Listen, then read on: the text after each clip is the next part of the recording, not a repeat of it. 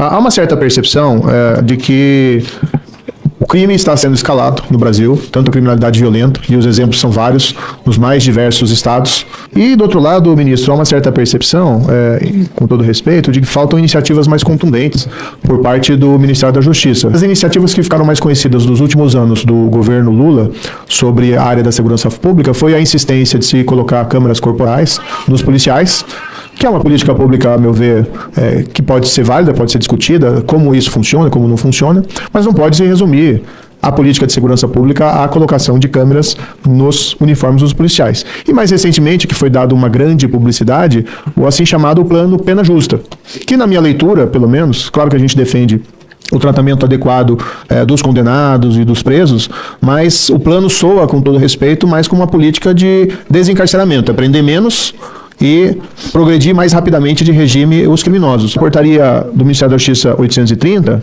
que foi seguido depois por um ofício circular da Polícia Rodoviária Federal, o 3/2025, no qual foi dito expressamente: promovam a suspensão dos acordos de cooperação técnica mantidos com Forças Integradas de Combate ao Crime Organizado, FICO, e com os Ministérios Públicos Estaduais, os GAECOS. Esse ofício que foi, de fato, motivador, mas ele é baseado na portaria que foi emitida por Vossa Excelência e que acabou impedindo que os policiais rodoviários federais continuassem de uma maneira mais presente, prestando auxílio a essas entidades. Havia uma certa extrapolação, digamos assim, da competência da Polícia Rodoviária Federal. A maior qualidade do Estado de Direito, ou Estado democrático de direito, é o fato de que cada autoridade tem uma esfera bem precisa de atuação. Essa é uma garantia do cidadão. O delegado atua dentro de uma circunscrição, o juiz dentro da sua comarca ou também dentro da sua circunscrição, o parlamento é assim.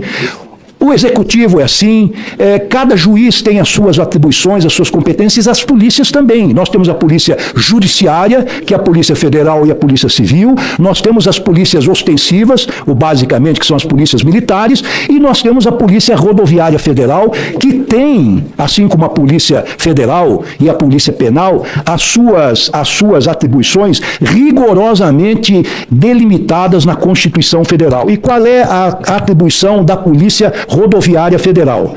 Diz o artigo 144, parágrafo 2º, a Polícia Rodoviária Federal, órgão permanente, organizado e mantido pela União e estruturado em carreira, destina-se, na forma da lei, ao patrulhamento ostensivo das rodovias federais. Ponto.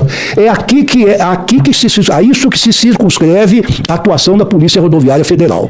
Não pode sair desses limites. Nós temos 76 mil quilômetros de rodovias federais, é um espaço gigantesco. Talvez nem a Europa tenha tantas rodovias, e nós temos apenas 13 mil homens para servir a cumprir essa importantíssima missão.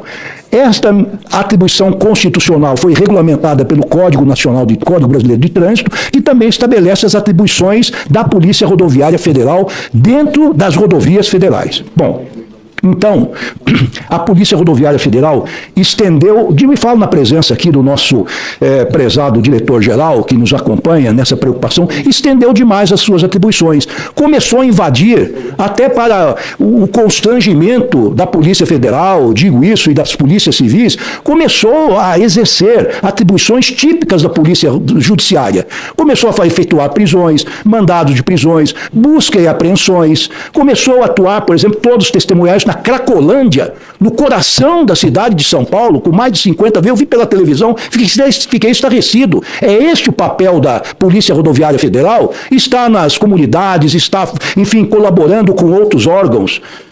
Então, tivemos que, com todo respeito, dar um freio de arrumação, cada qual no seu quadrado. Imagine os senhores, ou nós, como cidadãos, que somos parlamentares, somos autoridades públicas, agentes públicos, mas somos cidadãos também. Nós queremos que cada polícia atue dentro das suas atribuições estritamente. Nós não podemos admitir que a Polícia Federal cumpra um mandado de busca e apreensão e invada uma residência. Amanhã invada, por exemplo, o escritório, o gabinete de um parlamentar. Isso é inaceitável. Inclusive, eventualmente, até sem busca, sem um mandado judicial. Aliás, o que é pior, alguns juízes estaduais estão determinando a atuação da Polícia Rodoviária Federal, em ações típicas e num flagrante extrapolamento de suas competências constitucionais e legais para efetuar ações da Polícia Judiciária.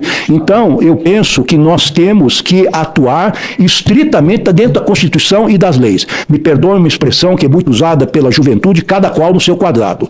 E nós não impedimos que a Polícia Rodoviária Federal contribua com as demais forças de segurança. O que nós dissemos na nossa portaria? Essa portaria regula, enfim, a participação da PRF em operações conjuntas com outros órgãos integrantes do Sistema Único de Segurança Pública, referidos na lei tal. Então, a atuação da PRF, de que trata essa portaria, respeitará o disposto no caput, parágrafo 2º desta Constituição, ou seja, atuar nas rodovias federais e, segundo determina o Código Brasileiro de Trânsito, sem prejuízo da ação fazendária e de outros órgãos públicos. A participação das respectivas operações conjuntas de que trata essa portaria deverá ser autorizada pelo diretor-geral, porque eram autorizadas, às vezes, pelos diretores locais ou superintendentes, sem conhecimento da cúpula, e o diretor-geral explicitará a pertinência, a conveniência, a necessidade da medida, bem como pessoal, armamentos, equipamentos empregados, além de detalhar os custos envolvidos, observados o princípio da eficiência e economicidade, assegurado no que couber o sigilo do pertinente. E mais, essas operações só poderão ser autorizadas desde que não prejudique a função constitucional da Polícia Rodoviária Federal. 76 mil quilômetros de rodovia.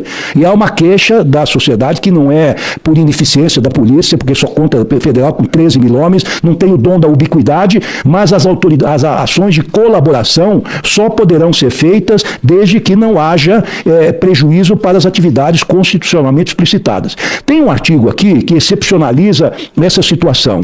Compete ao Ministro de Estado da Justiça e Segurança Pública autorizar ou determinar o emprego da PRF em cooperação com os demais órgãos do SUSP em situações excepcionais que não se enquadrem nas hipóteses do parágrafo 1º e tal. Tais como calamidades públicas, como ocorreu, por exemplo, no Rio Grande do Sul, ou nas queimadas do Mato Grosso, ou nas terras dos Yanomamis, desastres naturais, ou graves ameaças à ordem pública e à incolumidade das pessoas.